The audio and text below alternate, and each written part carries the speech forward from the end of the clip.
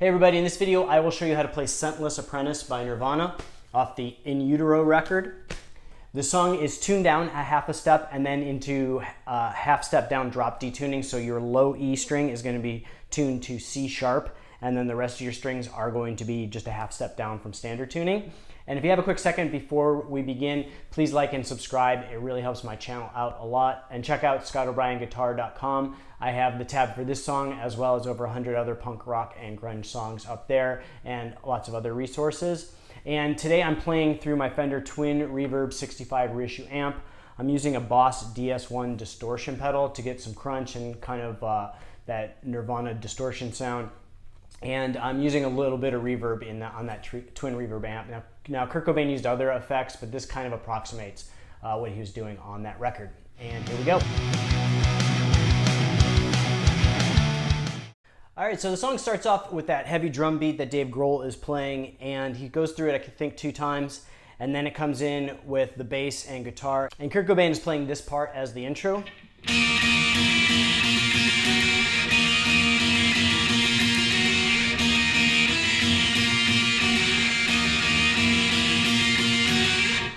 So it's kind of a droney type sound, and there's going to be kind of a lot of that sound throughout this song. So we are going to play the, first we're going to play open on the B and E strings. We're going to play that 4 times, so on the beat, 1, 2, 3, 4. And then we're going to play, we're going to kind of build up. So we're going to play the 1st fret on the high E string 4 times, so. And then we're going to go to the 2nd fret of the high E. Also, the whole time we're also playing that open B, so. And then when we get to the 3rd fret, we're going to play it twice and slide up, so.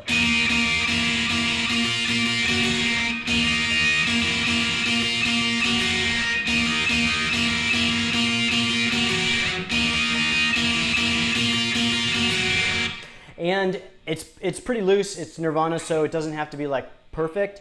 And sometimes Kurt Cobain's sounds like he's kind of hitting that G string too, so. And again, it's Nirvana, and the sound is kind of like a little bit sloppy, kind of out of control. So if you're not picking it perfectly or you're not hitting like each string perfectly, that's okay. That's kind of the sound of the song.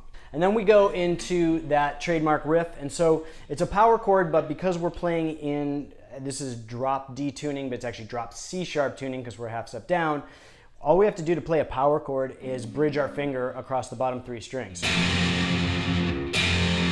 So we're going to play that trademark riff with just our finger across the 4th fret, and we're going to alternate with the open power chord. So, and it goes like this.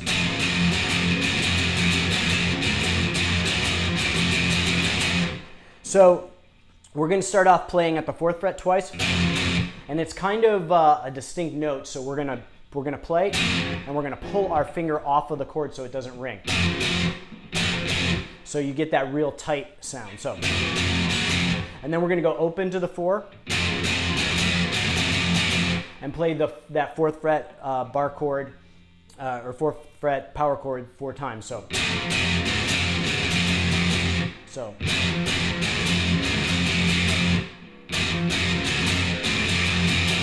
and then we're going to go open to 4 again. So.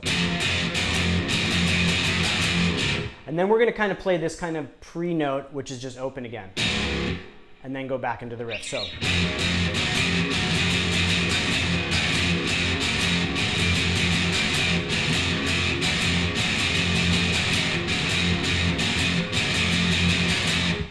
And so that's it for that main riff.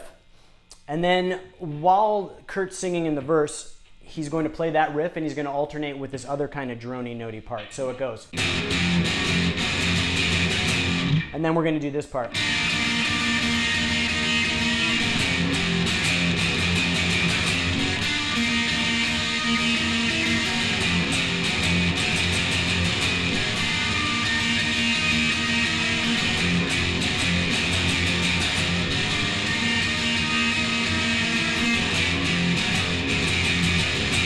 So basically all we're doing is we're playing the 8th fret of the G string and open on the B string. And we're going to just kind of bend up gradually as the verse goes on. So. And we're going to play a little mix of both strings at the same time, and then back and forth. And then bend up to kind of get that, mimic that vocal pattern. So.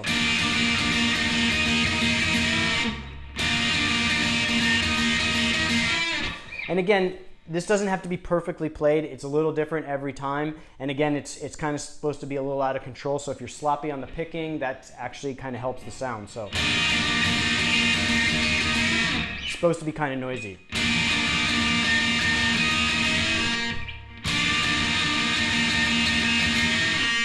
And then we go into the pre-chorus part, which is this cool single note riff that kind of builds up. And it goes like this.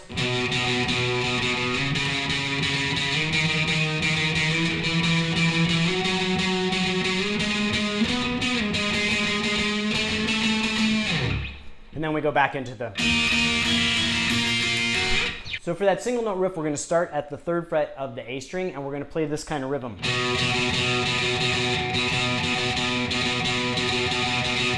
And then we're going to progress up the string, so.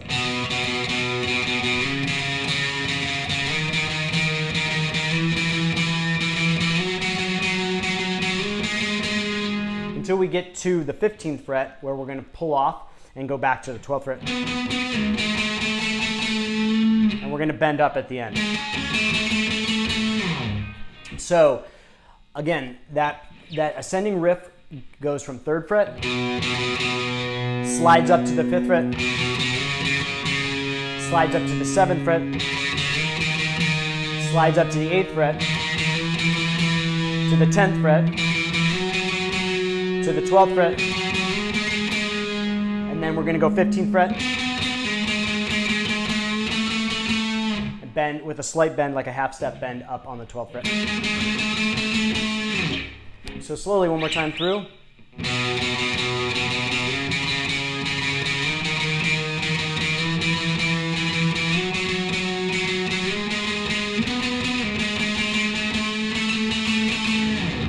And then we go back into that intro riff.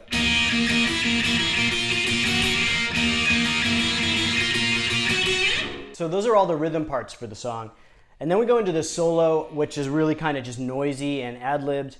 To get a lot of those sounds that Kurt Cobain uses, we're going to kind of bend out of tune. So it kind of starts at the 9th fret of the G string, like, and then it sounds like he's kind of hitting the 10th fret of the B string. So like, you're going to do a lot of those kind of double note bends, like a half a step up from the other one. So like 9th fret on the G, 10th fret on the B, kind of gives it that out of key kind of bend sound. And then you're going to kind of do some like slides at the low string and hit kind of letting it hang open. So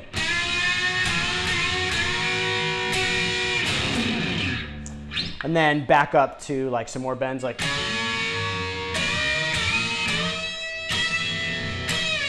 this time maybe at the 14th fret of the G and 15th fret of the B.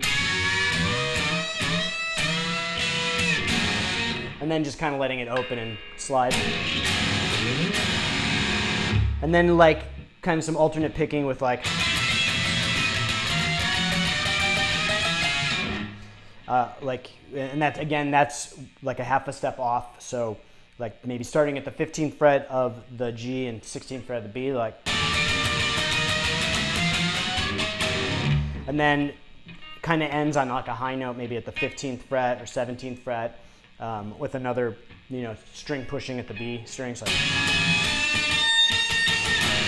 and then ending with a slide. So it's kind of like,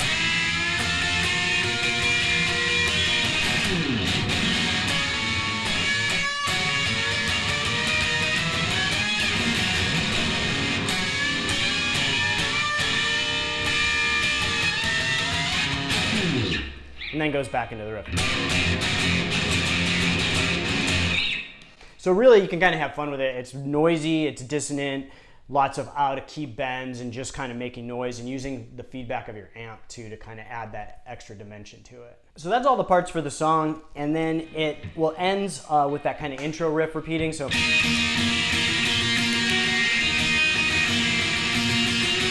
And and then it ends on the 4th fret bar power chord. And then it's kind of like some noise at the end, and you're just going to kind of slide up like.